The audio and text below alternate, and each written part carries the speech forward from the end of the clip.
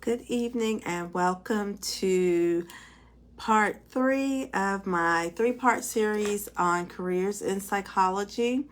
The first night I talked about school psychology and my role as a school psychologist, and that was on Monday night. So if you didn't check that out, you can go back and rewatch the video. It's still posted on my page.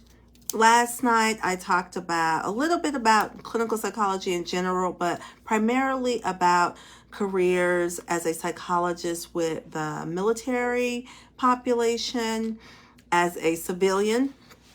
And tonight I am going to talk about forensic psychology. And tonight probably will be a little shorter because I will be on a podcast shortly after I finish, and I'll tell you more about that at the end. So, forensic psychology. So, as you can probably imagine, just from hearing some of the stories that I've told about the things that I've done in my career, it's been sort of a whirlwind for me. I started out working with children and adolescents doing school psychology. Excuse me, I ate too much hot, spicy stuff before I came on here. Anyway, so I started out working with children and adolescents, working as a school psychologist in Washington, D.C. I also worked in Alexandria, Virginia schools, in Clayton County Public Schools here in Georgia. I worked for the Hawaii Department of Education and for the Virgin Islands Department of Education. Then I made a pivot to military psychology, and that was in 2009. And I did that working with active duty until 2015. In 2017, I started working as a forensic psychologist in a psychiatric hospital. So I didn't get formal training as a forensic psychologist before going to work in this job. So it really was on-the-job training. And it's been quite an adventure. For a long time, I was interested in forensics and different parts of forensics. There's something called police psychology, which falls under forensics. There's also the part of forensics that I have worked under, and the primary role for me, and I say for me because I'm actually doing this kind of work currently. I started in 2017, did it for a couple of years, stopped, and then I went back a year or so ago. The primary role is for a forensic psychologist that's in the hospital setting. A unit psychologist is to conduct something called competency to stand trial evaluations. So what happens is there's a person that gets arrested, comes in contact with law enforcement, and is charged with some crime. And somewhere along the way, either when they're initially arrested, or after they get to jail, or once they've been there for a while, somewhere along the way, or when they're talking to their attorney or the judge, somebody says, something doesn't seem quite right with this person. I'm not sure if they really understand everything that's going on. So maybe they need an evaluation. And the reason why this evaluation might be requested, if a person does not seem to follow what's going on, they cannot prosecute, they meaning the courts, cannot prosecute a person if they don't understand their basic rights, if they don't understand how they will proceed through the legal system. So by law, they have to ensure that the person understands what's going on. So if there are people that the law enforcement officers come in contact with, or the court, the judge, the attorneys, and they have concerns about their understanding or their psychiatric stability, then they can request that an evaluation be conducted by a psychologist. And typically what happens before a person gets to the hospital where I am, which is a state facility, they get evaluated when they're in jail, or if they're on bond, they get evaluated while they're on bond by a psychologist that is referred to an outpatient evaluator. They get evaluated, and then that psychologist, if the person doesn't seem to understand, that psychologist will opine them as not competent to stand trial, and then they will present that information to the court that ordered the evaluation, and the judge will make a final determination about whether or not this person is truly deemed incompetent to stand trial. If they are, and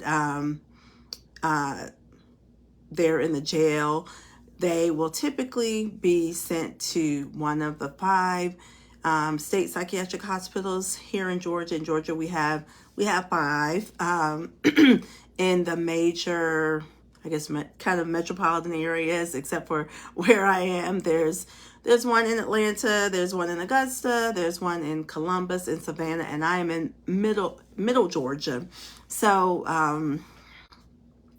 the person will be evaluated, found that they are incompetent to stand trial, and then they'll be sent to the hospital under a 90-day court order from the judge stating that they're incompetent and that they're there for competency restoration. Now, you're probably wondering what that is, because when I first heard that, my thinking was, well, if a person is not competent, I'm thinking, could they ever be competent? But again, so, and what generally happens with the people that we see, these are people who have a history of psychiatric problems, and they may not be adherent with their treatment plans, and once they get arrested, or even before they get arrested, they may have stopped following treatment plan if they were ever receiving treatment, or once they get to the jail, they may refuse treatment, and then they start to decompensate psychiatrically, and then they're referred to the hospital. So we at the hospital are responsible for trying to restore these people to competency, and that typically means getting them stable psychiatrically and teaching them about the legal system. So they basically come under that 90-day order, and they take classes, and they take all types of classes, a lot of social emotional type classes for emotional regulation, anger management, those kinds of things. But the primary focus is on the court competency class, and the court competency teaches them about the roles of the people that typically work in a courtroom, people that typically participate in a hearing or a trial, and their favorite thing to say is the judge is the boss of the court, which is so funny to me. But anyway, so we teach them about the roles of the people in the court. We teach them about the logistics and how they would proceed through the court once they've been restored. They go back to jail, they go in front of a judge. Teach them that that the court is adversarial, and that everybody there is not necessarily working for your best interest. There's one person that's working for your best interest. There's another person that's working for the state or the court's best interest. And we also, for those people who do not become competent. So let me back up a minute. So I talked about these people who typically come under a 90-day court order, and within that 90 days, they receive medication if it's appropriate. They receive psychoeducation. They receive information about medication management and the benefits of taking medication if that's necessary, which for many of the people that we treat in our hospital, that is necessary. And then within that 90-day period, and usually it's closer to the end of the 90 days, unless someone tells us that, hey, it looks like they've made significant progress before that time period. They're evaluated by a psychologist. The psychologist will come, and the way it works in the hospital where I am, every unit has a psychologist that's assigned to it. And the psychologist that's actually assigned to a unit does not evaluate the people on that unit. So we go to different units to evaluate people. So we'll get called out, do the evaluation. From the evaluation, we will essentially write a letter. It's called a letter, but it really is a report to the judge, giving our opinion as a psychologist as to whether or not we think the person is competent to stand trial. In most cases, the courts will accept our recommendation and move forward with the case, and then we don't interact with those people anymore. In some cases, before that happens, I, as a psychologist, am subpoenaed to come and testify as to that person's competency to stand trial at the moment that I evaluated them. Now, sometimes I evaluate a person and then months later, they will subpoena me to come and testify. And I do, because I have to, but I'm testifying on what I saw on the day that I evaluated that person, not on what is going on with them at that moment. So there could be times where the data from the competency to stand trial evaluation is not consistent with the data that they are seeing at that moment when the person is presenting in front of the judge. And in those cases, then the judge may just make a ruling that the person is not competent. But most of the time, the judge will accept that recommendation or that opinion from the psychologist who conducted the evaluation and move forward with that case. There are some people who at the end of that 90-day window are opined incompetent to stand trial. And when that happens, they have an additional 9 months to work on competency restoration, meaning for them to get stable on medication, if that is what they need, for them to participate in the court competency classes, learn about the legal system, and that gives them a total of 1 year to, give us a total of 1 year to help them to work on becoming competent to stand trial. And there are people who, at the end of that 9 months, which in total would be a year, still are not competent to stand trial. And so, to say, for instance, I evaluate someone and it's their second evaluation, meaning someone came out at the 90-day mark and opined them incompetent to stand trial. Then the judge said, okay, you're right, they're not competent, keep working on it.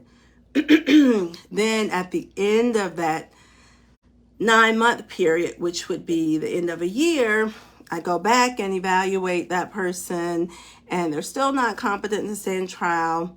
And so I, along with the treatment team that works with that person, will make a recommendation. It's not really a recommendation, it's an opinion. I guess in some ways it's a recommendation, but I will give my opinion to the court that the person is not competent. We also have to say whether or not we think if the person is not competent, are they likely to be restored to competency? And the language that we use is in the foreseeable future. And after the first evaluation, the foreseeable future is that additional 9 months. So most of the time we say they're not competent the first time and say that they are likely to be restored in the foreseeable future, and we work on restoring that. I feel like I might be talking another language, but anyway, hopefully this is making sense to people. So then for those people at the end of that year, those people who actually are opined incompetent, and I have to make the distinction because the psychologist or the evaluator gives an opinion, so they opine competency or incompetency, and then the judge actually makes the final determination as to whether or not the person is competent or not. So we as evaluators don't have that power to make that decision. We just give an opinion to the court.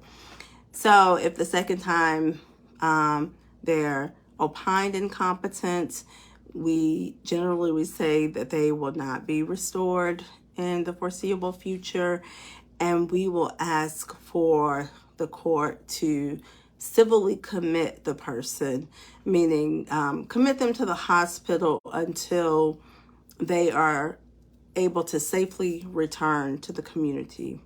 And what typically happens is that the judge in the case will come back and say, okay, here's an order to commit this person in the hospital, and every year you report back to the court to let us know if you think this person is safe to return to the community. And there are times that we may report within that year, before that year is up, but generally we would give them an entire year before we approach the court again, for multiple reasons. One, because we need to continue to work to get this person stable, because if they were not competent to stand trial, they're most likely not able to go out and function independently, or if they can go out, they need a lot of support, and we have to coordinate getting that support. And by support, I mean outpatient treatment. So many of them need housing. They may have family members who would like for them to come home, but the reality is that they are not equipped to manage their needs. And so we find placements for them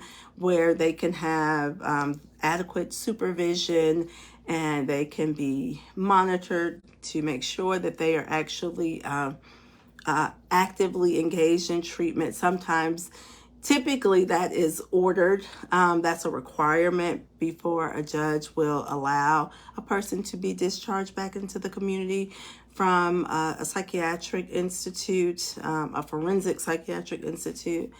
And usually it's a gradual process, meaning we don't just go to the court and say, hey, Melissa is psychiatrically stable and she's been taking her medication and she's not aggressive and she just needs to go home. That almost never happens. We say, hey, Melissa's been stable. She is compliant with the rules. She's adherent with her treatment plan. We would like to test her out in going into the community. Would you please grant us that by creating a court order that gives us the opportunity to take her to Walmart or take her to, certain stores or certain places in the community so that we can make sure that she's able to tolerate all the stimulation and all the things that are going on, and regulate her emotions appropriately when she's out in public. And that may go on for a while, several months.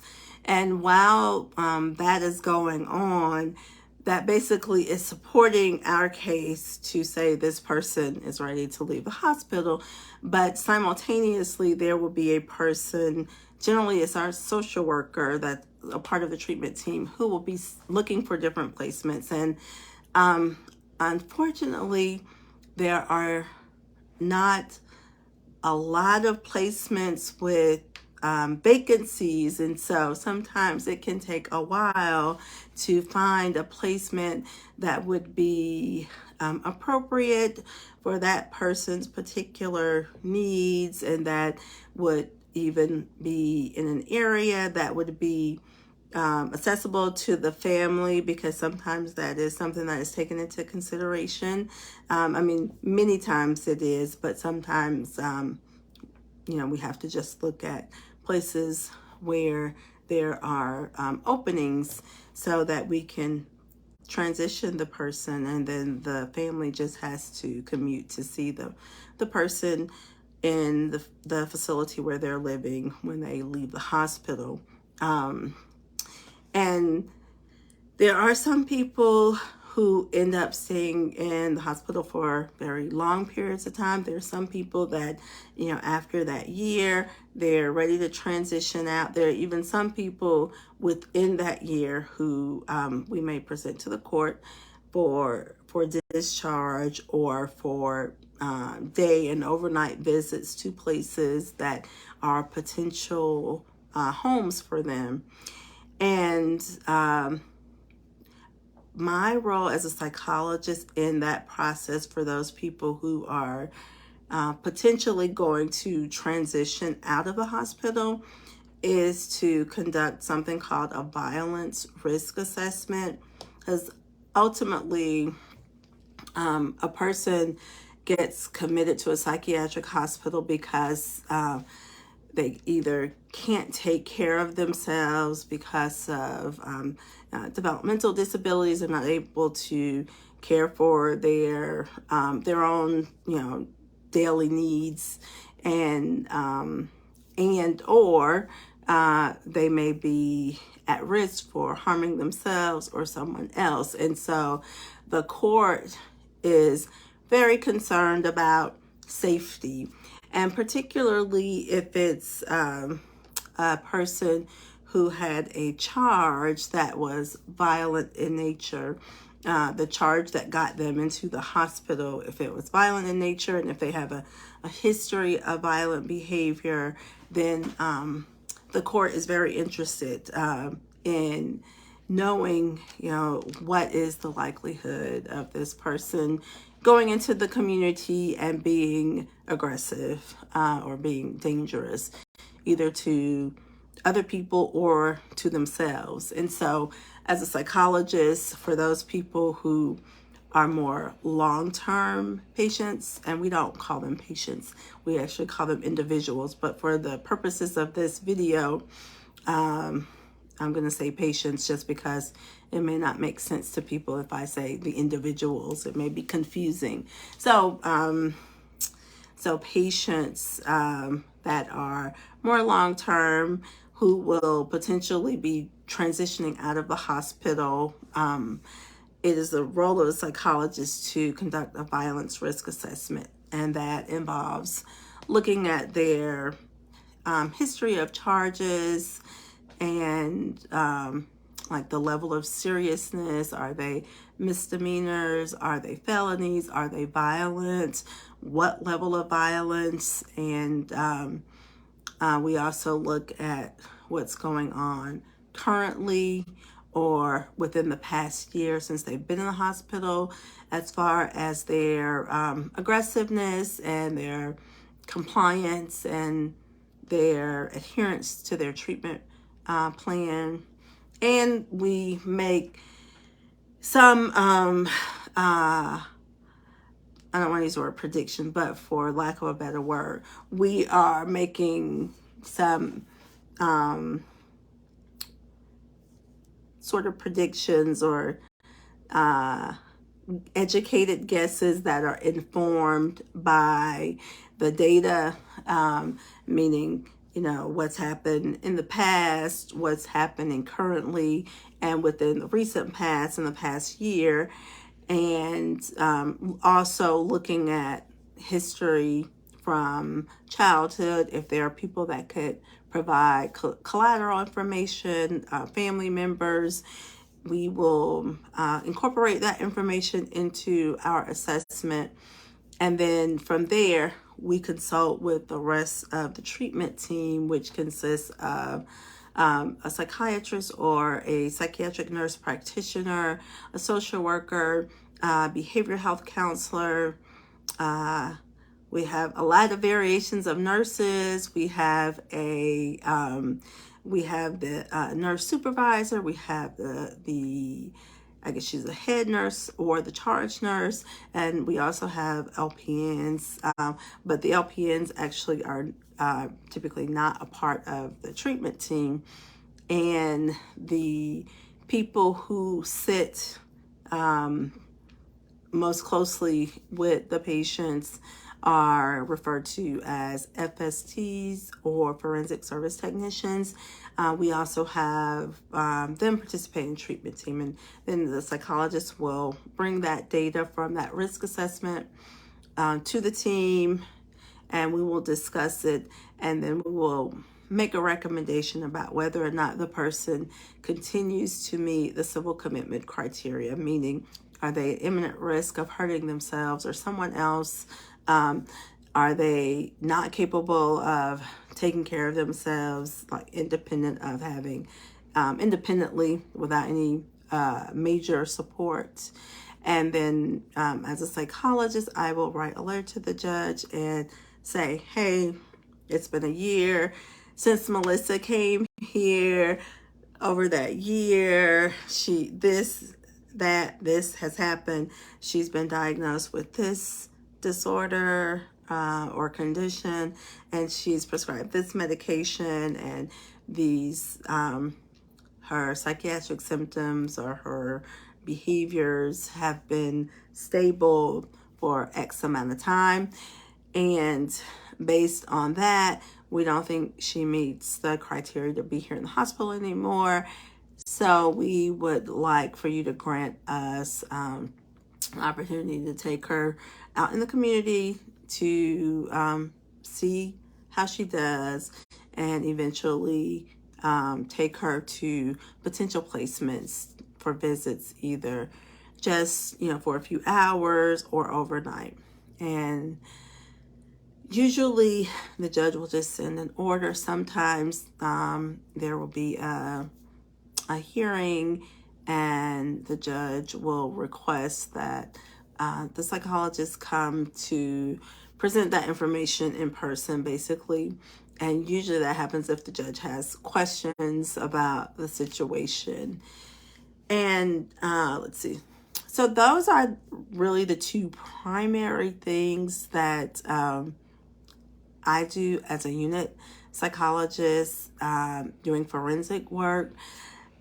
Oftentimes when I tell people that I work in a psychiatric hospital, they are like, oh wow, it must be scary, or that must be a very hard job. But honestly, it's not as challenging as it may sound, or as people may imagine, because there's the hospital that I'm in it's a very secure facility, and there's a high level of support, and the people are there, and most of them are actively participating in their treatment plan. They're adherent with the treatment plan, and they're just getting better every day. So it is probably one of the safest environments in general. Now, obviously, anything could happen, and there are people, because it is a maximum secure facility, there are people that come there that could be aggressive, but it's not quite, I think, what people imagine it to be. Let's see, what else? I think that is pretty much it. Like I said, tonight it's going to be shorter.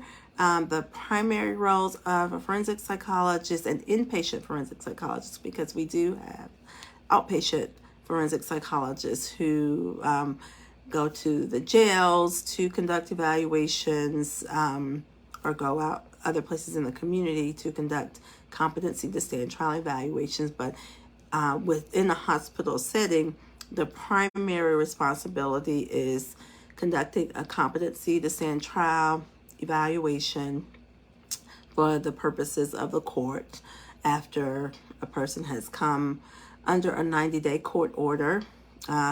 Also to conduct violence risk assessments and to assist with the person who is not competent, assist with helping them to transition safely back in the community.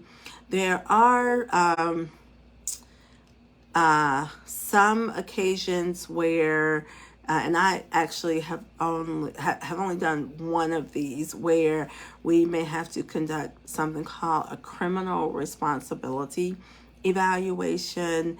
And what that is an evaluation to help to understand what a person's mindset or state of mind was at the time that the crime took place. And a person has to have been deemed competent to stand trial before a criminal responsibility evaluation can take place. And it's not something that is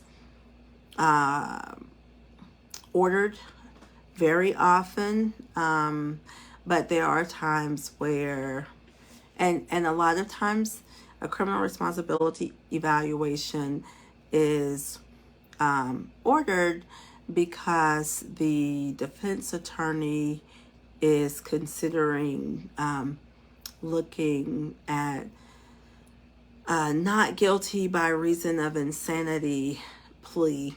And basically what that means is that they want to say that this person was either, under the compulsion of a delusion and didn't understand what right from wrong was, or what the consequences would be of their actions. And so they need treatment versus being incarcerated. And a lot of times people think that people use, and that's what's referred to as the insanity plea or insanity defense. People think that happens all the time, but it's a very small percentage of time that plea is used and that it is, I guess, accepted. So that's another type of evaluation that a forensic psychologist would do, is a criminal responsibility evaluation. So you would have the person to share things that they recall that happened, and then make a recommendation or an opinion, give an opinion again about whether or not you think this person understood right from wrong, or whether there was some delusion that was overpowering their will. So I hope you were able to learn a lot from this 3-part series. I know some people like to hear about psychology, not necessarily because they're interested in pursuing a career, but people seem to be fascinated. And sometimes people think that we have magical powers, which we don't. But I hope it was informative, and for anybody that would like more information about any of the things that I talked about this week, career as a school psychologist or clinical or military psychologist or forensic psychologist, please feel free to reach out to me. And now I am going to switch over, and I'm going to be interviewed on a podcast, the Brand Responsibly podcast. So if you want to listen in, feel free to do so. I think you can find it on Apple, iTunes, or wherever you listen to your podcasts. I'll be talking about the top 3 reasons you're sabotaging your business. All right, good night.